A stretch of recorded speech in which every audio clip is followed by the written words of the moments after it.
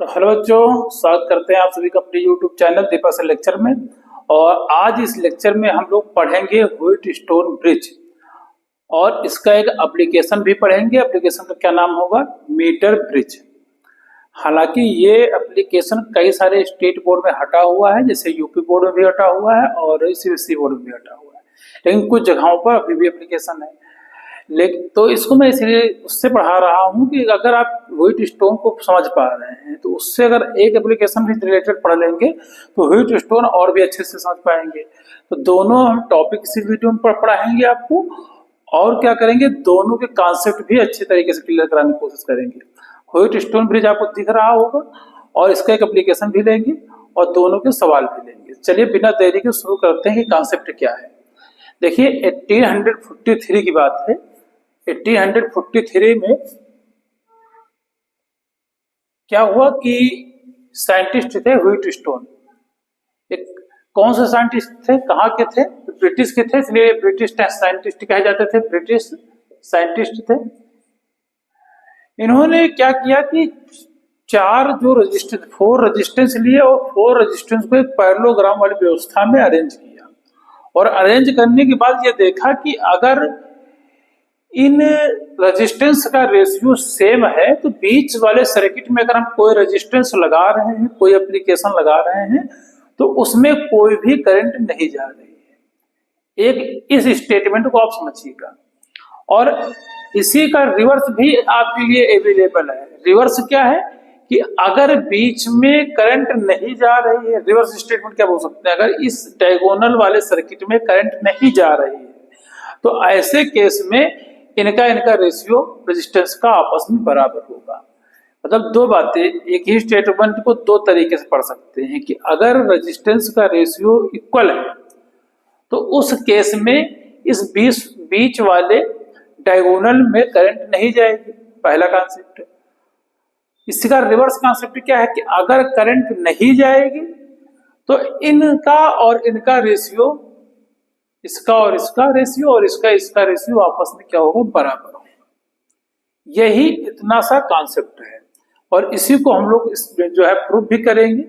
चलिए ज्यादा कुछ खिचड़ी ना पकाते हुए समझते हैं बात को। क्या व्यवस्था है? चलिए सबसे पहले करंट को चालू करते हैं। करंट जैसे हमारे सर्किट में चालू हो जाती है तो यहां से जो करंट निकली, मान लेते हैं कि यहां इस सर्किट से जो करंट निकली वो आई निकली। अब आई करंट जो है वो घूम रही है। घूमते घूमते ये मान के चलते हैं कि इस वाले सर्किट में कोई करंट गई और इस वाले सर्किट में कोई करंट गई। ये मान के चलते हैं कि इस वाले सर्किट में करंट I1 चली गई और इस वाले सर्किट में करंट कौन सी चली गई? I2 चली गई। अब करंट ऐसे चली जाएगी, लेकिन अभी हमने जो है K2 की नहीं जो है क्लोज किया है, तो इसलिए करंट अभी यहाँ तो आएगी ही नहीं, यहां से चली जाएगी। लेकिन जो बताया जाता है कि चलो ये की को जब हम लोग ऐड करेंगे तो कुछ करंट इसमें भी आनी चाहिए। लेकिन ब्रिटिश साइंटिस्ट ये जो व्हीटस्टोन थे, इन्होंने यही बात बताई थी कि अगर ये रेशियो सेम है तो आप की लगाएं, बंद करें या ओपन करें, इस सर्किट में करंट आएगी ही नहीं आएगी। अगर रेशियो सेम है तो, और अगर रेशियो सेम नहीं है तब इस सर्किट में करंट आएगी। तो जब रेशियो सेम होगा, सर्किट में करंट नहीं आएगी, तो उसको हम लोग बोलते हैं बैलेंस्ड व्हीटस्टोन ब्रिज। तो ये हम जो पढ़ेंगे हमारे अपने टॉपिक में वो हम बैलेंस्ड व्हीटस्टोन पढ़ रहे हैं। अब ये करंट का डिवीजन यहां पर आएगी तो करंट के पास फिर से दो ब्रांचेज हैं, देखिएगा। अब ये गैल्वेनोमीटर हमने लगाया हुआ है, इसकी भी बात अभी करते हैं। तो समझिएगा इस गैल्वेनोमीटर में आने वाली जो करंट होगा इसको मान लेते हैं IG। तो देखिए अगर I1 इधर से आ रही है और IG इसमें चली गई है तो बची हुई करंट हमारी इसमें चली जाएगी। तो वो कौन सी करंट जाएगी? उसमें करंट जाएगी I1 माइनस IG। ध्यान से समझिएगा, करंट का डिस्ट्रीब्यूशन आपको आना चाहिए, बस बाकी आपके लिए कोई दिक्कत नहीं है। अब यहां से IG करंट आ रही है बेटा, इधर से I2 आ रही है, दोनों करंट यहाँ पे आएंगी और यहां से फिर से निकल के आगे बढ़ेंगे। तो यहाँ पर कौन सी करंट होगी? दोनों करंट मर्ज हो जाएंगे, यहाँ पर करंट हो जाएगी I2 प्लस IG और ये करंट ऐसे जा रही होगी और उधर से हमारी ये करंट आ रही है। अब देखिएगा जब इस पॉइंट पे जब करंट आएंगे तो इस पॉइंट पे वो वाली करंट आएगी, ये वाली करंट आएगी, तो क्या होगा? I1 minus IG plus I2 plus IG। और यहां से आप देखेंगे कि IG से IG हमारा फिर से कट जाएगा और जो हमको करंट मिलेगी वो फिर से I1 प्लस I2 ही मिलेगी। That is simple as I, यानी यहां से फिर से हमारी जो करंट आएगी वही है। तो किरचॉफ लॉ जब मैं पढ़ा रहा था तो वहां पे बात यही बताई थी कि अगर जब आप सेल जो करंट का डिस्ट्रीब्यूशन कर रहे हैं और सेल से करंट को निकाल रहे हैं तो ऐसे केस में जिस सेल से जितने करंट निकालेंगे लौट की जब आप लूप कंप्लीट कर रहे होंगे तो उस सेल को उतने ही करंट वापस करेंगे।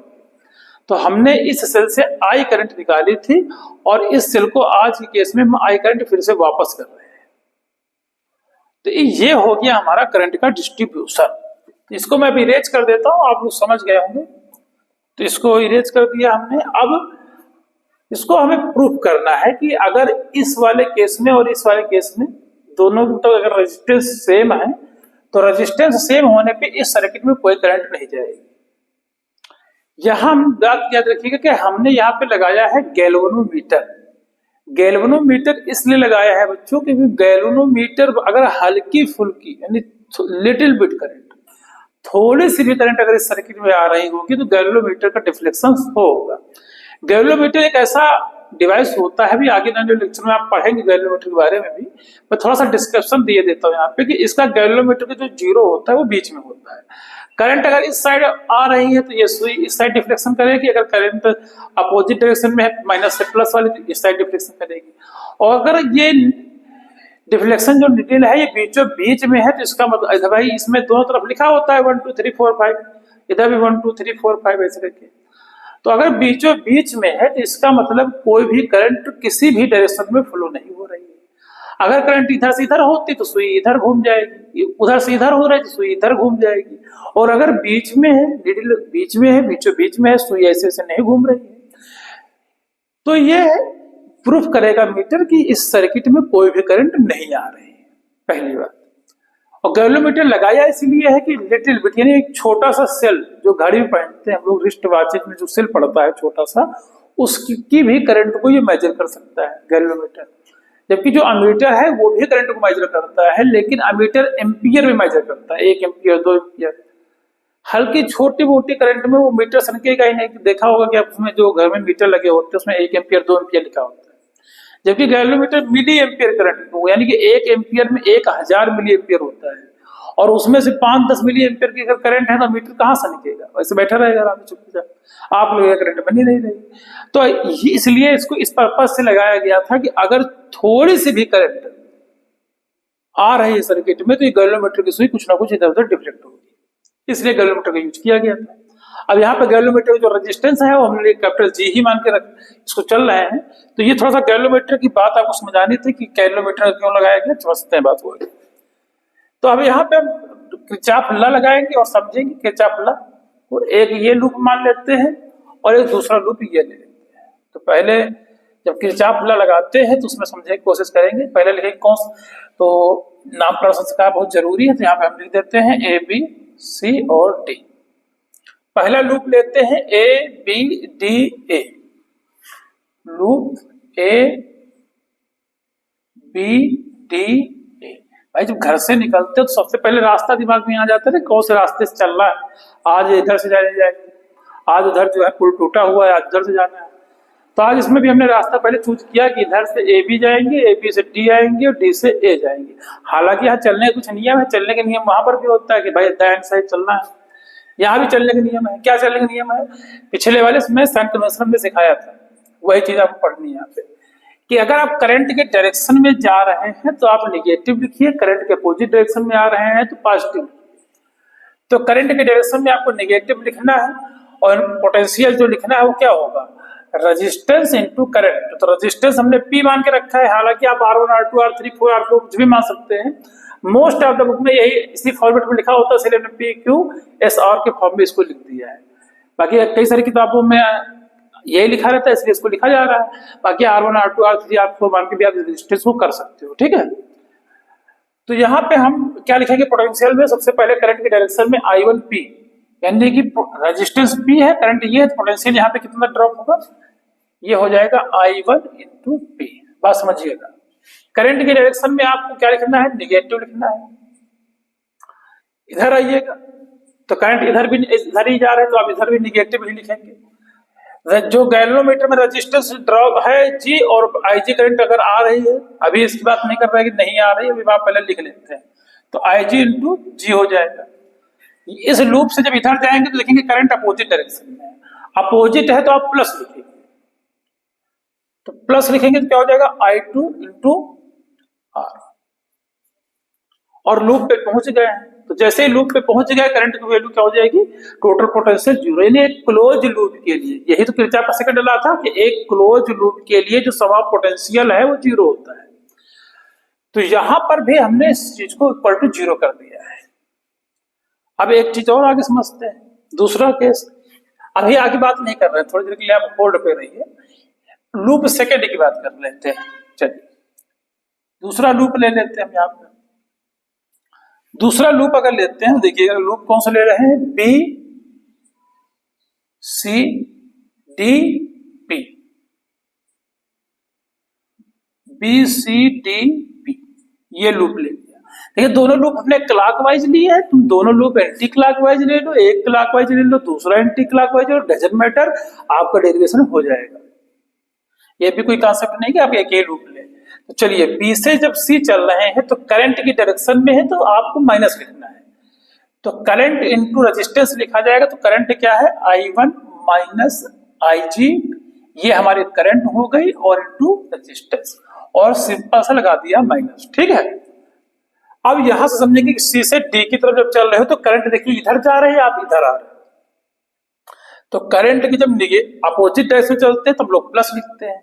हालांकि आप साइन कन्वेंशन कैसे भी पढ़ें दोनों सही है, कुछ किताबें ऐसे भी आप पढ़ सकते हैं, लगाने में कोई भी नियम लगाइए सब सही है कि करंट की डायरेक्शन प्लस, करंट के अपोजिट डायरेक्शन में निगेटिव, थोड़ा कहने में ज्यादा सही लगता है। फिर से लेकर जब प्लस मिलेगा तो आप फिर प्लस लिखेंगे, फिर माइनस नहीं लिखेंगे इस केस में, है ना।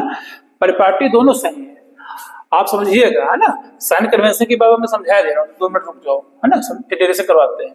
साइन कन्वेंशन की बात क्या कहते हैं, ऐसा समझिए कि अगर एक रजिस्टर कन्वेंशन ये होता है, फॉलो को एक ही करना है। ऐसे करंट आई जा रही है, फटाफट को 1 मिनट में रिवाइज करवा देते हैं, ठीक है। ये प्लस है, ये माइनस है, हालांकि अभी सर लोग क्लास में सब बताया है, लेकिन तब भी आप जान लीजिए। ये सेल का IMF हो गया, फिर समझिएगा इस तरह से। तो एक तो साइन कन्वेंशन ये है कि अगर आप करंट की डायरेक्शन में चल रहे हैं तो इसको आप क्या लिखना है, माइनस लिखना, माइनस का IR लिखना है। और अपोजिट आ रहे हैं, करंट अपोजिट है तो आप प्लस IR लिखिए। सेल का प्लस मिल जाए तो माइनस लिखिएगा, ठीक है, और अगर माइनस मिल जाए तो प्लस लिखिएगा। एक तो ये कन्वेंशन है। तो आप चाहे पूरा ओवरऑल ये वाला फॉलो कर ले, काम वही होना है, सब कुछ वही होगा, ठीक है। और आप चाहें तो दूसरा भी फॉलो कर सकते हैं। क्या फॉलो कर सकते हैं कि करंट की डायरेक्शन पॉजिटिव ले लीजिए, करंट के अपोजिट डायरेक्शन नेगेटिव ले लीजिए, प्लस मिले तो प्लस लिखिए, माइनस मिले तो माइनस लिखिए, सीधा बात। यानी दो, अब ये मत करिए कि आधी sign convention, half sign convention इसका लगाते हैं, हाफ उसका लगाते हैं, तो गलत हो जाएगा। आप एक कन्वेंशन पूरे कॉन्सेप्ट में लगाइए, आप कभी सवाल नहीं, चाहे जो कन्वेंशन आप फॉलो करिए। नहीं पता है तो फिर से इसलिए रिवाइज करा, इसको नोट करके स्क्रीनशॉट वगैरह लिख लीजिएगा। एक कन्वेंशन दोनों में फॉलो करना, दोनों मत फॉलो करिएगा, ठीक है। अब यहां समझिएगा बात को, ये करंट की डायरेक्शन में आए तो नेगेटिव लिखा, करंट के अपोजिट डायरेक्शन में आए तो पॉजिटिव लिखा। इधर से ऊपर जा रहा है, करंट नीचे आ रहा है, देखिए, तो फिर से पॉजिटिव लिखेंगे, क्या आ जाएगा, IG इंटू जी और इक्वल टू जी। इन दोनों चीजों को आप अच्छे से समझ लीजिए, फिर बताइए हमें।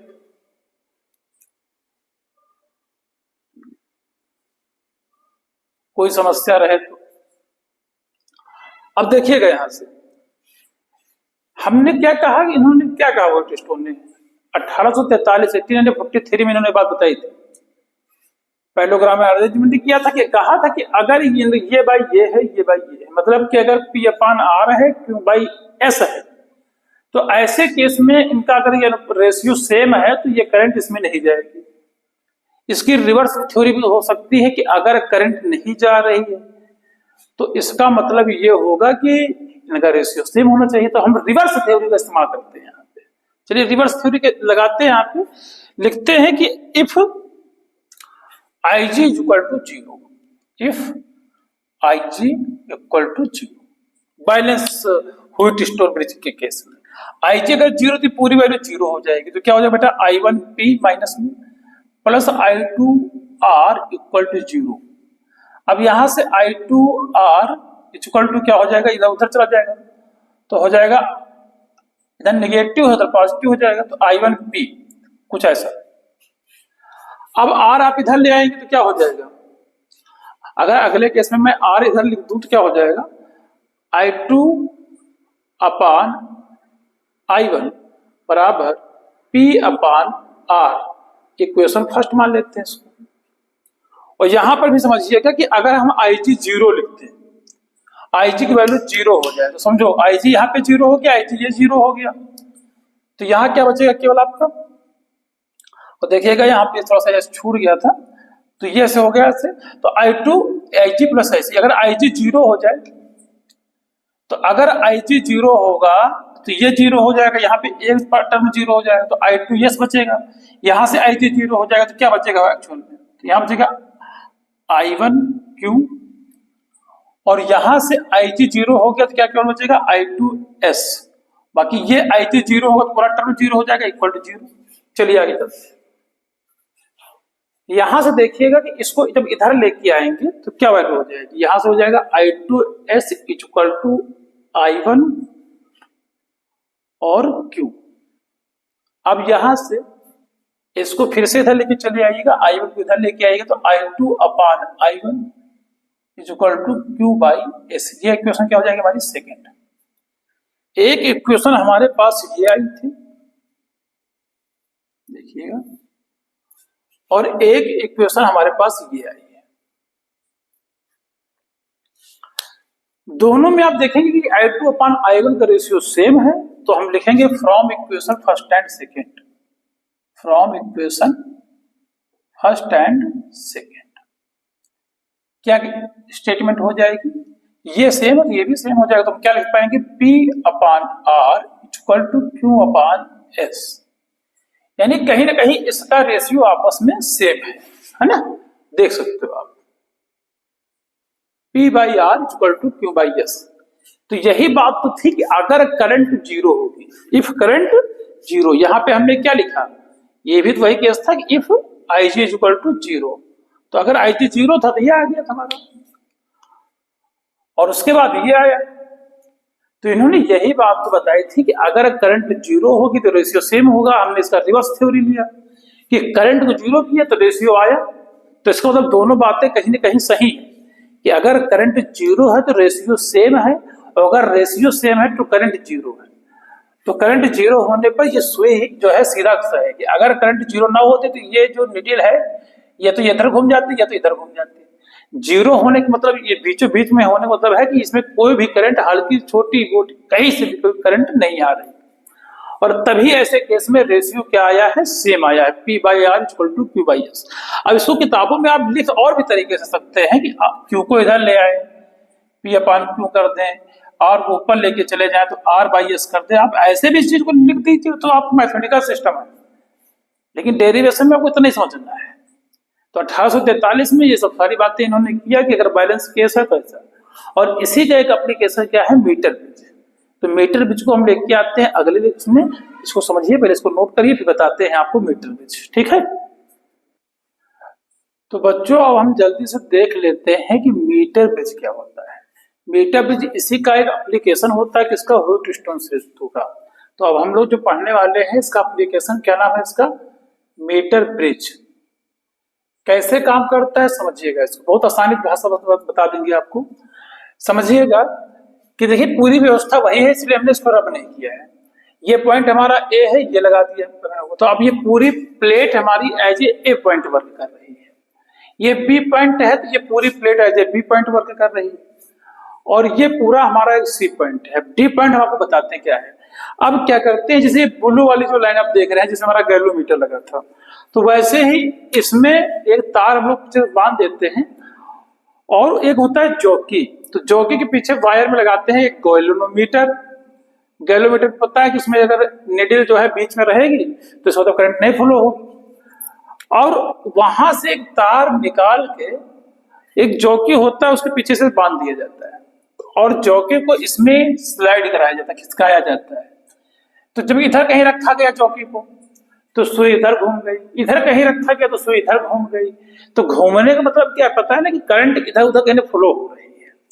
रखते रखते खिसकाते खिसकाते इस तार के ऊपर किसी पॉइंट पर जब हमने जाके इस जॉकी को रखा, इस पॉइंट पे मान लीजिए, तो पॉइंट पे रखने पर क्या हुआ कि ये जो नीडल थी एकदम बीचों बीच में टिकी रही। तो बीचों बीच में टिकी होने मतलब क्या है कि जीरो पर टिकी है, और जीरो पर अगर टिकी है तो मतलब इस वाले सर्किट में जो आईजी करंट आ रही है वो नहीं जाएगी, मतलब आईजी की वैल्यू कहीं ना कहीं क्या है, जीरो है। तो ये जॉकी होता है, जॉकी देखिए हम फिगर लगा देंगे यहाँ पे, आप देख भी लीजिएगा फिगर। तो जॉकी में पीछे तार बांध के उसको ऐसे लगा दिया जाता है, ठीक है, ठीक।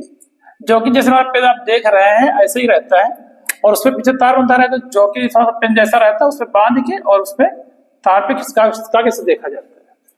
तो जिस पॉइंट पर ये करंट जीरो हो जाती है, ध्यान समझिएगा, ये जॉकी है और जिस पॉइंट पे करंट जीरो हो जाती है उस पॉइंट को हम लोग डिफ्लेक्शन पॉइंट डी देते हैं। तो ये पॉइंट हमारा डी हो गया, ठीक है। तो ये मीटर पिक्चर कॉन्सेप्ट है। कहानी क्या है, इससे अननोन रेजिस्टेंस की वैल्यू को हम लोग फाइंड कर लेते हैं। ये क्या होता है, ये स्केल होती है इसमें, ये स्केल 1 मीटर के अराउंड होती है लगभग, यानी कह सकते हैं ये स्केल 100 सेंटीमीटर की होती है, ये बात याद रखिएगा। तो 100 सेंटीमीटर की जो स्केल होती है बच्चों, ये स्केल जो है, अब देखिए यहाँ पे हमने करंट को चालू कर दिया है, तो ये स्केल 100 सेंटीमीटर की है। तो अगर ये मान लिया जाए कि ये डिफ्लेक्शन पॉइंट यहाँ से यहाँ डी पॉइंट तक की जो डिस्टेंस है वो एक्स पॉइंट पर ये नीडल में जो करंट है वो जीरो हो गई है। लॉजिक समझिएगा, कितना बढ़िया कॉन्सेप्ट है कि अगर करंट जीरो हो गई तो इस तरफ वाले करंट का रेशियो और इस तरफ वाले रेजिस्टेंस का जो रेशियो इस तरफ वाले का और इस तरफ वाले रेजिस्टेंस का रेशियो बराबर होगा।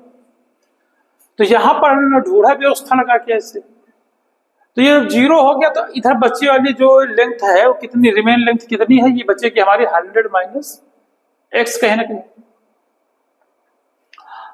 तो ये तो हो गया आपका। अब कई किताबों में एक्स लिखा रहेगा, कुछ किताबों में एल लिखा रहेगा, तो चलिए हम एल भी लिख लगा रहे, आप चाहे यहाँ एल लिखेंगे तो यहाँ एल हो जाएगा, और कोई लॉजिक नहीं है। अब जब जीरो हो जाएगा तो इस रेजिस्टेंस का रेशियो इस लेंथ पर जितना रेजिस्टेंस है वो टोटल, और ये रेजिस्टेंस का रेशियो और इस रेजिस्टेंस का रेशियो बराबर होगा। इतना इसका ही कॉन्सेप्ट है मीटर ब्रिज का, जिसको किसके बेस पे बनाया गया है, इसी एप्लीकेशन, कौन से, व्हीटस्टोन ब्रिज के बेस पे। ठीक, आई होप इतनी बात समझ में आ गई होगी आपको। अब चलिए बात करते हैं इसमें, तो क्या कंसीडर कर देते हैं, कंसीडर करते हैं कि let's considered charge on per unit length of wire equal to, मान लीजिए थोड़ी देर के लिए एक्स मान लीजिए कि per unit of length of wire में चार्ज कितना है, एक्स ओम है। चार्ज क्या, रेजिस्टेंस की बात करते हैं, चार्ज तो यहां नहीं है, resistance on per unit length of wire equal to x ohm. तो यहां पर ये रेजिस्टेंस हमारा एक्स ओम हो जाएगा। एक यूनिट पर यूनिट का मतलब ये होता है कि एक सिंगल यूनिट में हमारा जो रेजिस्टेंस है वो एक्स ओम है। तो अगर मुझे एल लेंथ में रेजिस्टेंस चाहिए होगा तो यहाँ कितना जो है रेजिस्टेंस हो जाएगा, ये हो जाएगा एल एक्स ओम, इतने रेजिस्टेंस ओम हो जाएगा। वहीं पे अगर मुझे इस वाले पे रेजिस्टेंस चाहिए कि यहाँ पे रेजिस्टेंस कितना होगा, तो आप बता पाएंगे कि यहाँ पर सर रेजिस्टेंस हो जाएगा 100 माइनस एल एक्स ओ। कहीं कहीं हमें ये तो पता ही है ना कि पर यूनिट लेंथ पर, जैसे आपको पता हो एक मोटा सा कॉन्सेप्ट है कि एक पार्ले की कीमत अगर 5 रुपए है और ऐसे ही 10 पार्ले हमको लेने पड़े तो कितने कीमत के हो जाएंगे, 50 रुपीज है। आप सीधा सा कॉन्सेप्ट क्या किया, मल्टीप्लाई कर दिया। यही कॉन्सेप्ट यहाँ पर भी लगाना है कि अगर पर यूनिट लेंथ में जो हमारा रेजिस्टेंस है वो एक्स ओम है तो एल लेंथ में कितना होगा, मल्टीप्लाई कर दिया। ऐसे ही 100 माइनस लेंथ में कितना होगा, इसे मल्टीप्लाई कर दिया। अब इसको ही आपको बस समझना था, इसके अलावा कोई कॉन्सेप्ट नहीं है। अब सीधा सा इधर वाले कॉन्सेप्ट पे आ जाए। यहाँ क्या था कि अगर करंट जीरो है तो ये बाई ये और ये बाई ये, मतलब कहीं ना कहीं इनका रेजिस्टेंस का रेशियो सेम होने वाला है। तो यहाँ पर भी रेजिस्टेंस हम सेम कर लेंगे। क्या कॉन्सेप्ट लगाएंगे, चलिए अब इसको मैं थोड़ा सा यहाँ पर बगल वाले को भी रेज कर देता हूँ, अब समझिएगा। अब इसकी कोई जरूरत अब हमें नहीं है, तो अब हम इसी का फॉर्मूला यहाँ पे लिखेंगे, समझिएगा। कई बार ये होता है ना कि इनको आपस में बदल भी देते, कभी इधर लगा देते, कुछ किताबों में इधर लगा देते, कोई चक्कर ही सबको मत समझिएगा, ठीक। यहाँ पर कोई रेजिस्टेंस, नो रेजिस्टेंस लगा दिया, मान लो यहाँ पे कोई नया रेजिस्टेंस आए, इस मान लेते हैं, सब सही है, आप कुछ भी मानिए, ठीक है। हम तो एक को R1 मान लेते केबल ड्राइव करने पे, आप एक को R2 मान लेते, कोई चक्कर नहीं। आप ये याद रखो रेजिस्टेंस किधर लगाया गया है फिगर में, लेफ्ट साइड की राइट साइड, बस उससे कोई मतलब नहीं, बस ये दिस बाय दिस और दिस बाय दिस हमेशा यही लगाएगा। इसका फॉर्मूला याद करोगे तो कहीं कहीं सॉल्व गलत हो जाएगा। आप रेशियो को याद रखोगे, इधर का रेशियो उधर के रेशियो के बराबर होगा, तो कहे मतलब क्या हो जाएगा, R1 अपान इधर का रेजिस्टेंस ये, और इस साइड का जो लेंथ का रेजिस्टेंस क्या है वो LX है, तो आप LX लिख दीजिएगा इक्वल टू, इधर वाले केस में आएंगे तो R2 अपान क्या हो गया 100 माइनस LX, तो आप इसको लिख देंगे R2 अपान 100 माइनस L और X।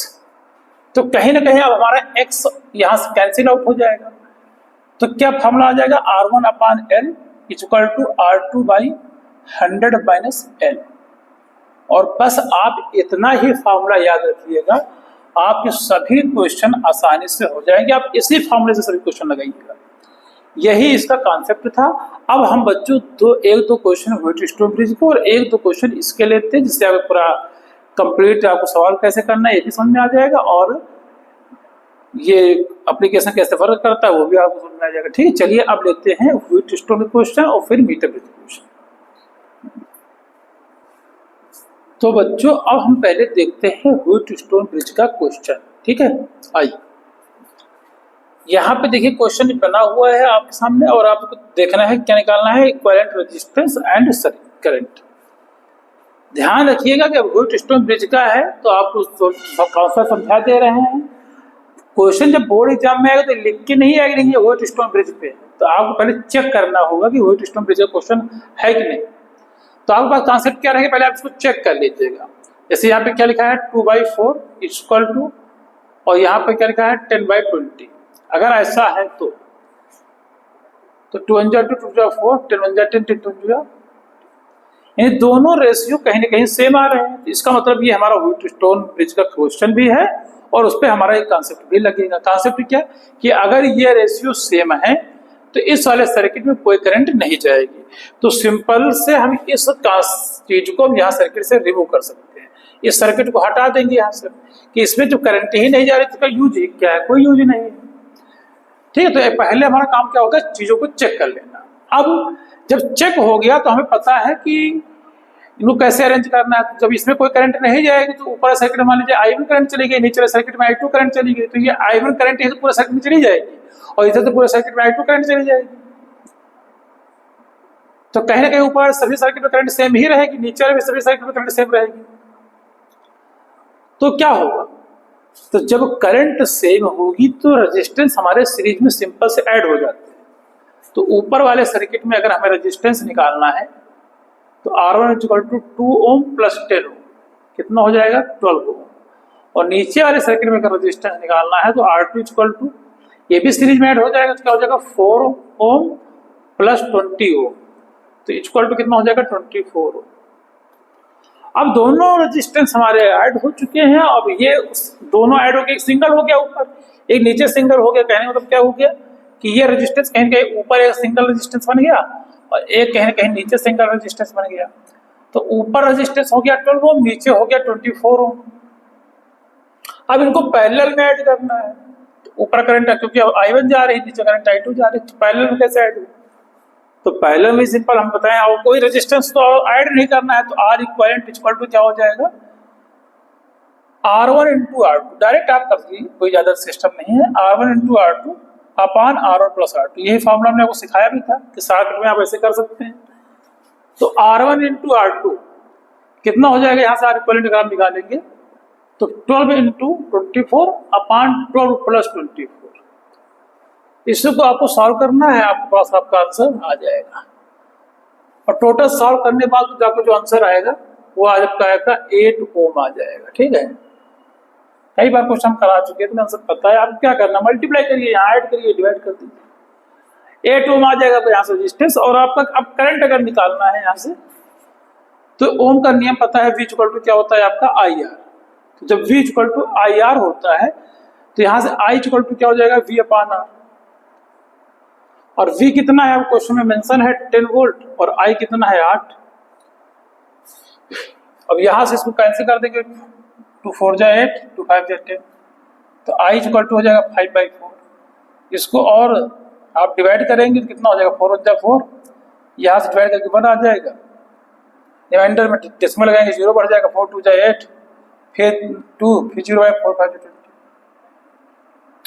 नहीं आता तो सब करके भी दिखा देते हैं, तुम्हारे पास आंसर आना चाहिए, आंसर के साथ कॉन्सेप्ट भी आना चाहिए।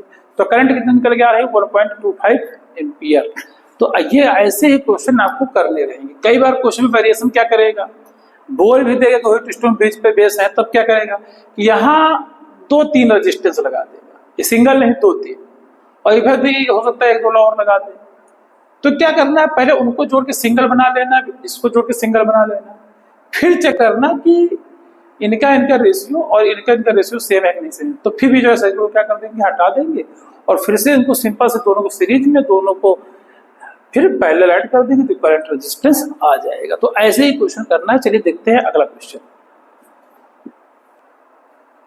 तो बच्चों एक अगला विशेष प्रकार का क्वेश्चन जो व्हीटस्टोन ब्रिज पर बेस है, और इसका कॉन्सेप्ट हमने जब आपको कैपेसिटर और कैपेसिटेंस के जो क्वेश्चन लगवाए थे तो वहाँ पे हमने कहा था कि इस मेथड से क्वेश्चन ओम के भी लगेंगे, और उस मेथड में हमने एक मेथड सिखाया था पोटेंशियल मेथड, जिसकी हेल्प से आप इसको पहले डायग्राम में पोटेंशियल का डिस्ट्रीब्यूशन करेंगे और उसके बाद उसके बेस पे डायग्राम बनाएंगे, और उस तब आप इसको चेक कर पाएंगे कि ये व्हीटस्टोन ब्रिज पर क्वेश्चन है या नहीं।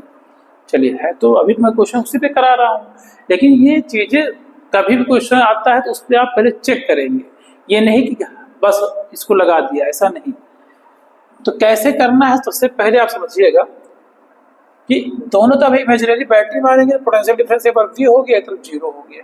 ठीक, अब यहाँ पे अगर पोटेंशियल हमने x मान लिया तो यहाँ पर भी x नहीं होगा। मैंने वहाँ सिखाया था कि अगर बीच में कोई रेजिस्टेंस, कुछ भी हाथी घोड़ा बड़ी बैल लगा है तो यहाँ पे वही रेजिस्टेंस, हाँ अगर रेजिस्टेंस ना होता, केवल वायर प्लेन लगा होता, तो जो पोटेंशियल यहाँ हमने माना है वही पोटेंशियल यहाँ पर भी होता। लेकिन अब यहाँ कुछ रेजिस्टेंस लगा हुआ है, इसलिए यहाँ पर कुछ नया रेजिस्टेंस हम लोग मानेंगे, तो वो रेजिस्टेंस क्या मान लेते हैं, क्या होगा, y। अब चूंकि x मानना यहाँ पे कोई जरूरी नहीं है, क्योंकि यहाँ पे 0 लिखा है तो आप ये भी यहाँ पे 0 कंसिडर कर सकते हैं। अब यहाँ पर V है तो यहाँ पॉइंट के पास पोटेंशियल तो V ही है, कोई दिक्कत नहीं।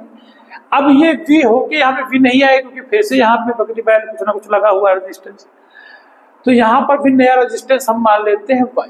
तो कहीं ना कहीं नया पोटेंशियल हमने x मान लिया, तो कहीं ना कहीं क्या हो गया कि 4 पॉइंट पोटेंशियल क्रिएट हो गया।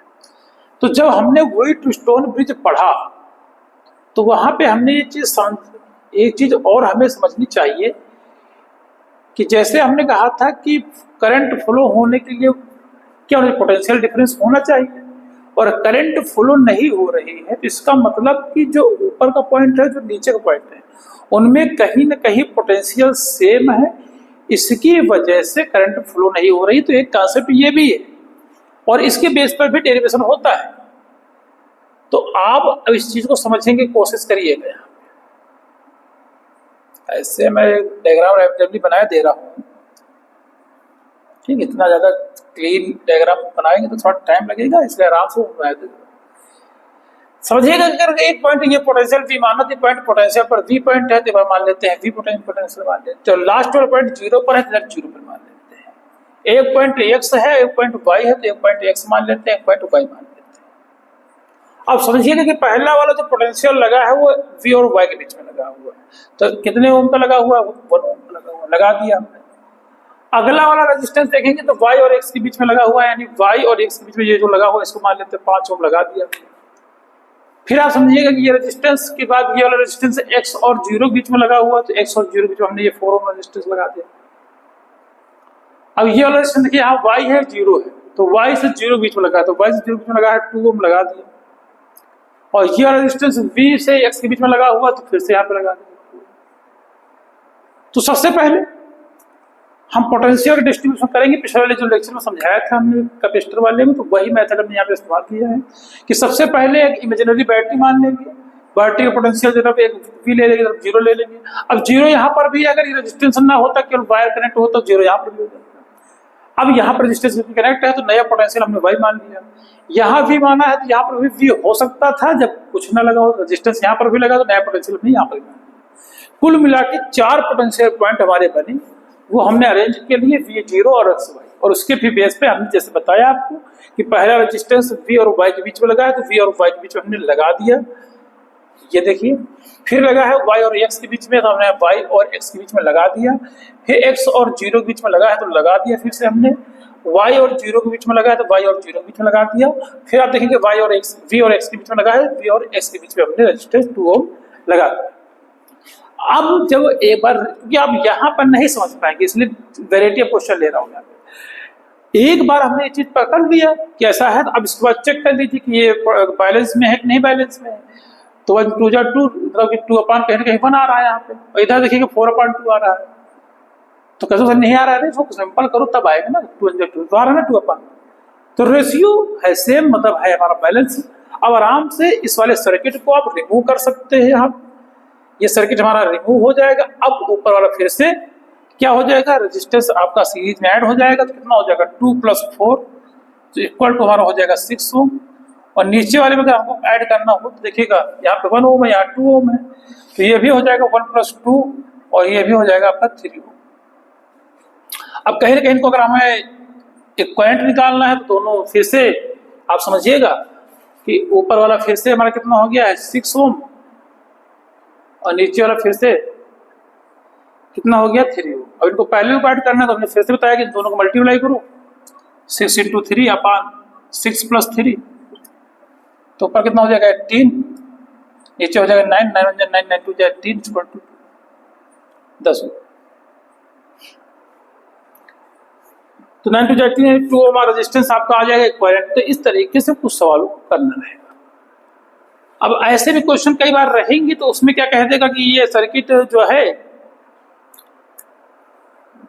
व्हीटस्टोन ब्रिज पर बेस है, और ये रेजिस्टेंस ऐसा है, यहाँ पे कोई एक्स रेजिस्टेंस है, यहाँ पे तो अगर कह देता है क्वेश्चन में व्हीटस्टोन ब्रिज है तो आपको चेक करने की कोई नीड नहीं है। उसमें आपको ऑलरेडी एक्स की वैल्यू पूछ रहा होगा, बताओ, या एक्स वाई कुछ भी दे देगा कि इसकी अननोन रेजिस्टेंस की वैल्यू बताइए, तो दिस बाय दिस करिएगा, क्रॉस मल्टीप्लाई करने के बाद आर की वैल्यू निकल आएगी। यही बात समझ में आ गई होगी। ऐसे कुछ क्वेश्चन आपको पढ़े मिल जाएंगे, लगा लीजिएगा। पढ़े कहाँ मिल जाएंगे, बुक में पढ़े होंगे, इधर उधर पलटोगे तो मिलेगी, है ना। कुछ प्रैक्टिस अपने आप भी करनी है। टीचर क्या होता है, एक गाइड करता है कि सवाल ऐसे करने हैं। अब हमें प्रैक्टिस करने के लिए हमें खुद बुकों को ढूंढना है, बुक से क्वेश्चन ढूंढिए, प्रीवियस ईयर लगाइए, क्वेश्चन बैंक जो किसी बच्चे की पुरानी रखे हो उनसे क्वेश्चन ढूंढिए, बस सिलेबस के अनुसार पढ़िए, ज़्यादा नहीं पढ़ना है कि आज ही IAS PTS क्लियर बन के सब एग्जाम निकाल देने। पहले अपना कॉन्सेप्ट क्लियर करिए, सवाल हो जाता है तो चाहे जितना सवाल लगाइए। अब हम एक क्वेश्चन मीटर ब्रिज के लिए, ठीक है बच्चों, आइए करते हैं क्वेश्चन मीटर ब्रिज के लिए। तो बच्चों अब हम पढ़ते हैं मीटर ब्रिज के क्वेश्चन आपको कैसे करने हैं। इस क्वेश्चन में ऐसा क्वेश्चन लिया है, काफी कॉन्सेप्ट आपके इसी क्वेश्चन में क्लियर हो जाएंगे। रियल है कोई कॉन्सेप्ट आपको बच्चे, बाकी सभी सवाल कॉन्सेप्ट जो मीटर ब्रिज में होते हैं, जितने ऑलमोस्ट जितने लेवल आप पूछा जा रहा है वो इसी सवाल में निपट जाएगा। क्वेश्चन क्या है तो देखिएगा ध्यान से। क्वेश्चन क्या है कि a metre bridge shown in figure, ये फिगर में आपको दिखाया गया है। ये जो बैलेंस स्टेट, तो बैलेंस स्टेट में है, तो बैलेंस समझ गए ना बात को कि दिस बाय दिस, ठीक। Resistance of wire in metre bridge is 1 ohm per centimetre. जैसे वहां पे हमने डेरिवेशन किया था तो माना था ना वहां पे x ओम पर यूनिट लेंथ, तो यहाँ पे मान लेते हैं कि 1 यूनिट पर जो है 1 ओम रेजिस्टेंस है, तो 40 सेंटीमीटर पर 40 ओम रेजिस्टेंस हो जाएगा। अब क्या करना है, अननोन रेजिस्टेंस ऑफ x की वैल्यू आपको फाइंड आउट करनी है। सेकंड क्या करना है, current drawn from battery, battery से कितने करंट निकल रही है ये निकालना है। और थर्ड कॉन्सेप्ट है कि करंट थ्रू x, यानी इस x ओम रेजिस्टेंस से कितने करंट निकल रही है आपको ये फाइंड करना है। चलिए बच्चों, आराम से धीरे धीरे हौले हौले क्वेश्चन को पहले करते हैं, समझते हैं क्वेश्चन को कैसे करना है। थोड़ा ध्यान दीजिएगा कि अगर यहाँ पर 1 ओम पर सेंटीमीटर रेजिस्टेंस है, तो अगर 1 सेंटीमीटर पर 1 ओम रेजिस्टेंस है तो 40 सेंटीमीटर ओम रेजिस्टेंस में कितना हो जाएगा? 40 ओम रेजिस्टेंस हो जाएगा। मल्टीप्लाई कर दीजिए जो चीज सिखाए थे। 60 ओम सेंटीमीटर पे का रेजिस्टेंस निकालना है तो कहीं ना कहीं 60 ओम रेजिस्टेंस हो जाएगा, मतलब मल्टीप्लाई करना है आपको। और कई बार ये वैल्यू हो सकता है क्वेश्चन कुछ चेंज कर दे कि 2 ओम पर सेंटीमीटर है, तो आपको कुछ करना नहीं है, ध्यान रखिएगा कि जितनी लेंथ दिया है उससे मल्टीप्लाई करना है। यहाँ 1 से मल्टीप्लाई किया तो 40 ओम आया है, ठीक है। अगर कोई और वैल्यू दिया जाता है तो उससे मल्टीप्लाई करेंगे, मान लो 2 ओम पर सेंटीमीटर होता तब, तो फिर 42 जा 80 ओम हो जाता वहां पे, ठीक। चलिए, तो यहाँ पे इस क्वेश्चन को करते हैं। सबसे पहले निकालते हैं लोड रेजिस्टेंस ऑफ एक्स, यानी फर्स्ट पार्ट इसका सॉल्व करते हैं। तो अगर ये बैलेंस स्टेट में है तो इसका मतलब यहाँ पे जो करंट आ रही होगी वो 0 है, तो दिस बाय दिस कर दीजिए, यानी कि x/40 = 3/60 कर दीजिए बस।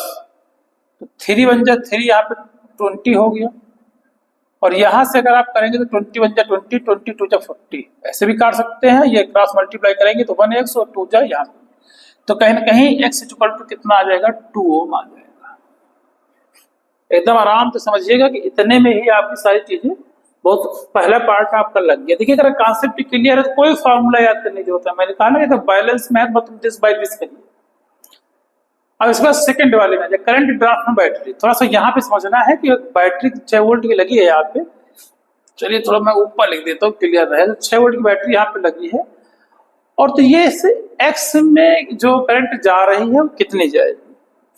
आपसे ये पूछ रहा कि इस एक्स वाले वायर में कितनी करंट जाएगी। तो ध्यान समझिए कि अगर यहाँ से आई करंट निकली है, इसमें मान लीजिए I1 चली गई, इसमें मान लो कोई बात नहीं I2 चली गई, या अगर उसमें I1 चली गई तो इसमें क्या चली जाएगी? I - I1 चली जाएगी। करंट डिस्ट्रीब्यूशन आना चाहिए, इधर से I - I1 चली जा रही है, उधर से I1 चली जा रही है, और यहाँ पे तो दोनों आएंगी, घात मिलाप होगा इनका, तो फिर से करंट आपको I मिल जाएगी। जितना ज्यादा वेरिएशन कम रखेंगे सॉल्व जल्दी आसानी से हो जाएगा। फिलहाल तो अगर हमने I1 माना है तो I1 करंट जा रही होगी, वैसे भी इस करंट में कोई नहीं जा रही तो I1 आगे वाले में भी जा रही है।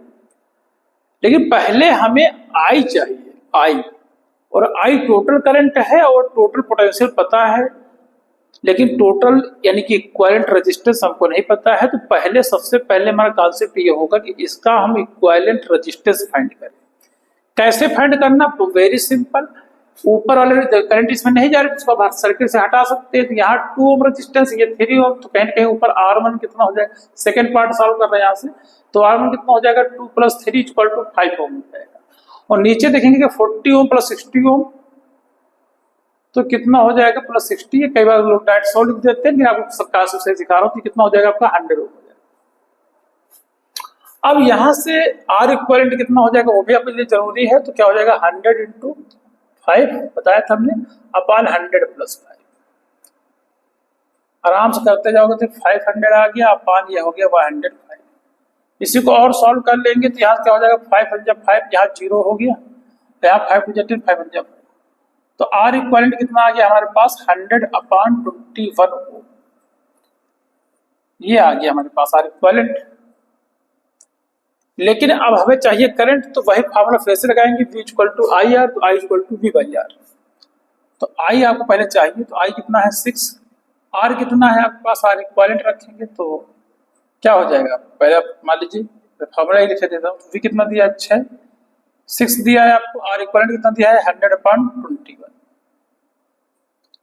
तो ये आपके ऊपर चला जाएगा, तो I = कितना हो जाएगा? देखिएगा, 6 × 21/100, तो इक्वल जो 6 × 6, 6 × 2 = 12/100, और 100 से इसको डिवाइड कर देंगे बेटा, तो I = जो हमारे पास टोटल करंट की वैल्यू आ जाएगी 1.26 एम्पियर आ जाएगी। ये हमारे पास टोटल करंट की वैल्यू है। क्या हमें यही निकालना है? नहीं, बिल्कुल यही निकालना है। हमें करंट निकालना है ड्रॉन फ्रॉम बैटरी, तो बैटरी से करंट निकलने वाली निकल आई है। अब हमें चाहिए current through the resistance x, यानी इस यक्स से करंट कितनी चाहिएगी ये। तो हमने क्या अज्यूम किया है कि इस I1 रेजिस्टेंस यहाँ पे जाएगा तो थर्ड पार्ट अब यहाँ पे I1 करंट वहां पे जाएगी तो थर्ड पार्ट आपको यहाँ पे सॉल्व करना है। तो अब इसके लिए ध्यान रखेंगे कि टोटल हमने करंट तो निकाल लिया है, इस सर्किट में कितनी करंट जाएगी। तो ये आपको बच्चे ने बताया था कि बेटा कैसे एक शॉर्टकट भी हमने आपको बताया था, आप शॉर्टकट का भी इस्तेमाल कर सकते हैं। बाकी आप चाहें तो आप पोटेंशियल मेथड भी लगा सकते हैं। पोटेंशियल मेथड क्या है? पोटेंशियल मेथड ये है कि अगर ये पैरेलल में है बेटा तो पैरेलल में पोटेंशियल सेम होगा, तो यहाँ पे जो पोटेंशियल लगेगा वही पोटेंशियल यहाँ पे होगा, तो ऊपर वाले में नेट पोटेंशियल कितना होगा? तो I1 इंटू रजिस्टेंस, तो 3 + 2 कितना हो गया? I1 इंटू R1, कहीं ना कहीं मैं लिखे दे रहा हूँ ऐसे। और नीचे जो वाली जो करंट जा रही थी वो क्या है? I माइनस I1 और इसको रेजिस्टेंस कितना था नीचे में माना था हमने? R2, तो R2 लिखे दे रहा हूँ, ऐसे कर दो, ऐसे अभी बहुत सरल हो जाएगा यहाँ पे। तो I1 कितना है आपके लिए? R1 टोटल कितना आ गया है? 5 आ गया यार, लिख दीजिएगा माइनस I1, तो I तो निकाल लिए हो आप 1.26 एम्पियर, तो इसको लिख दीजिएगा 1.26 एम्पियर माइनस I1। और रेजिस्टेंस R2 कितना है आपके पास? 100 हो, तो ये लिख दीजिएगा 100। अब क्या होगा? अब कुछ नहीं, इसको थोड़ा सा और सिंपल कर लेंगे हम लोग। I1 इंटू 5 ये हो जाएगा, मान लो ढंग से लिखे तो ये हो जाएगा 5I1, और यहाँ मल्टीप्लाई करेंगे तो 126 हो जाएगा, मल्टीप्लाई करेंगे तो I1 100, यानी 100I1 लिख सकते हो आप। इसको इधर लेके आ जाएंगे तो क्या हो जाएगा? 5I1 plus 100I1 equal to 126, तो यहाँ हो जाएगा 105 5I1 इक्वल टू 126, तो यहाँ से I1 इक्वल टू 126 अपॉन 105, और इसी को आप डिवाइड कर देंगे I1 को 126 को 105 से अगर आप जब डिवाइड कर देंगे तो आपकी वैल्यू आ जाएगी 1.2 एम्पियर, लगभग 1.2 एम्पियर आपकी वैल्यू आ जाएगी 1 डिवाइड करने के बाद। तो इस तरीके से तीनों क्वेश्चन की जो पार्ट थे वो आपने समझ लिए। इसी तरीके के और भी क्वेश्चन आपके हो सकते हैं, तो आप उनको स्वयं सॉल्व करिए, ठीक है। और इसके अलावा और कोई लेवल क्वेश्चन आ भी नहीं रहा है, मैं आपको जरूर करा देता, ठीक है। तो मिलते हैं बच्चों, यहाँ से हमारा चैप्टर 3 आपका पूरी तरीके से कंप्लीट हो जाता है। अब हम आपसे मिलेंगे मूविंग चार्ज एंड मैग्नेटिज्म में, चैप्टर 4 में। तब तक के लिए प्यारे बच्चों, जय हिंद, जय भारत।